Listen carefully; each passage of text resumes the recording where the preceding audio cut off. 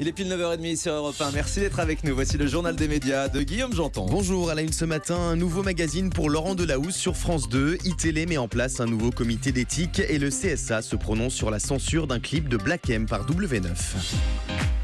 Et on commence avec un nouveau magazine pour Laurent Delahousse, bientôt sur France 2. Le journaliste à la mèche rebelle de France 2 présentera à partir du 8 janvier prochain un nouveau magazine hebdomadaire baptisé 13h15 Les Français et diffusé comme son nom ne l'indique pas du tout à 14h15 le dimanche. Ah oui. Pendant une demi-heure, Laurent Delahousse fera découvrir à ses téléspectateurs les paysages époustouflants de notre pays à travers ceux qui les incarnent. Alors, on avait le Saturday Night Live diffusé le jeudi soir et maintenant on a un magazine qui s'appelle 13h15 Les Français. diffusé à 14h15. Et pourquoi pas l'appeler 14h15? C'est juste après 13h15 le dimanche en fait, donc ils ont gardé le titre. Enfin, c'est ridicule. Voilà.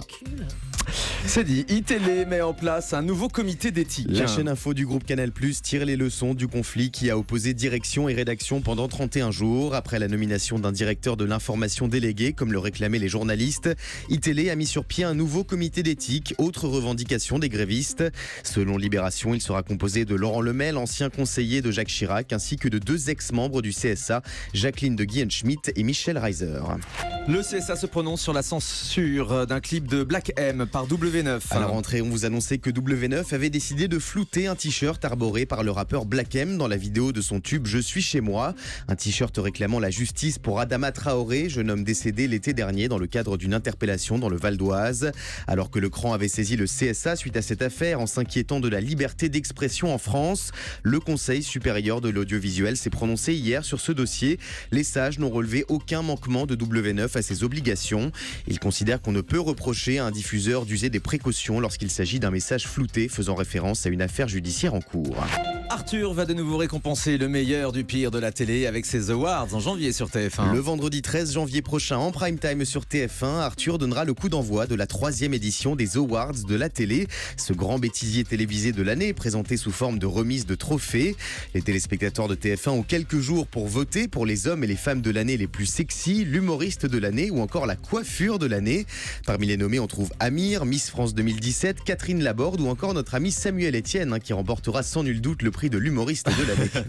Pour la coiffure de l'année, j'espère que Julie fait partie des nommés quand même. Oh bah, j'espère aussi. Hein, il va falloir aller chez le coiffeur. Catastrophe.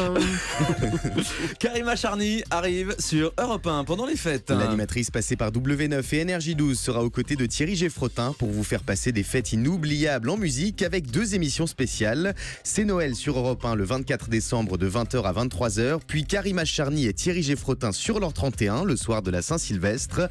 Ce nouveau duo pour le moins original était hier dans la Social Room d'Europe 1 pour en dire plus sur ces émissions. Une playlist de tubes retraçant la magie de Noël de toutes les années. Et de tous les styles. Exactement. Ça va de Paul Anka à Luciano Pavarotti, par exemple. De mon côté, on aura autant du Wham que du Sam Smith. 2 univers complètement différents. Totalement. Mais comme on a un peu travaillé ensemble, on va pas se découvrir musicalement, on a déjà une petite idée de ce qu'aime l'autre. Je pense que c'est assez complémentaire. Voilà, duo inédit, Karima Charny et Thierry Geffrotin sur Europe 1.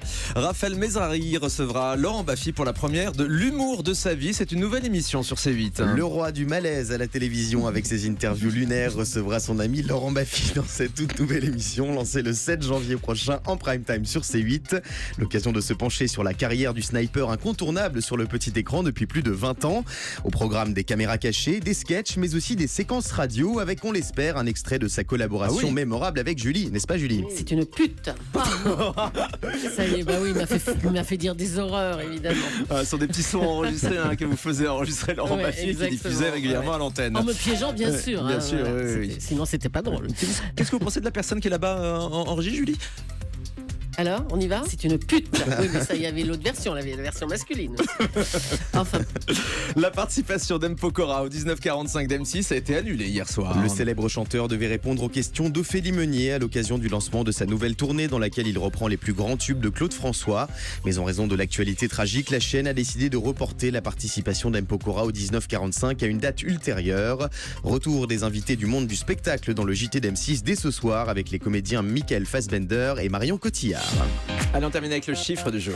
2 comme les 2 bourdes relevées hier soir par de nombreux téléspectateurs sur les fameux bandeaux des chaînes info, alors que BFM TV a situé la ville de Zurich en Allemagne en évoquant une fusillade au centre islamique de la ville suisse. iTélé s'est trompé sur la carrière de Michel Morgan, décédée hier, en indiquant à tort qu'elle avait joué dans le film Jules et Jim, alors qu'il s'agissait bien sûr de Jeanne Moreau. Oui, effectivement, ouais, c'est des bourdes sur les chaînes d'infos, comme on en voit malheureusement beaucoup trop souvent. C'est la conséquence de ce direct qui va parfois beaucoup trop vite.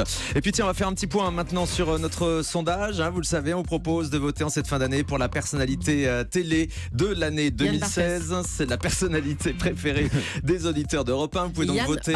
On a le droit de souffler ou pas? Vous pouvez souffler, vous pouvez voter surtout, Julie. Il faut aller sur le site d'Europe 1, europe1.fr. Vous avez, mais si je vais vous montrer, vous avez jusqu'au 31 décembre pour voter. Il y a 2 catégories, hommes et femmes. Un petit point, Guillaume, on en est où là? Oui, alors vous êtes des dizaines de milliers à voter sur europe1.fr. C'est Monsieur Miss France là. J'adore ça. Et un animateur donc truste largement le classement. Un animateur Yann dont les Barthès. initiales sont CH, donc ce n'est pas Yann oui, Barthès. c'est Cyril, là, oui. Et du côté des femmes, ça se joue entre 2 animatrices d'M6 et une animatrice de C8. Le suspense est insoutenable, Jean-Pierre. Effectivement. Donc vous pouvez continuer de voter. Julie, votre choix, c'est Yann Barthès, donc allez voter pour lui, celui qui remonte. Voilà. Et on vous donnera les résultats tout début janvier. Évidemment, on recevra les 2 lauréats. Vous votez très nombreux sur europe1.fr.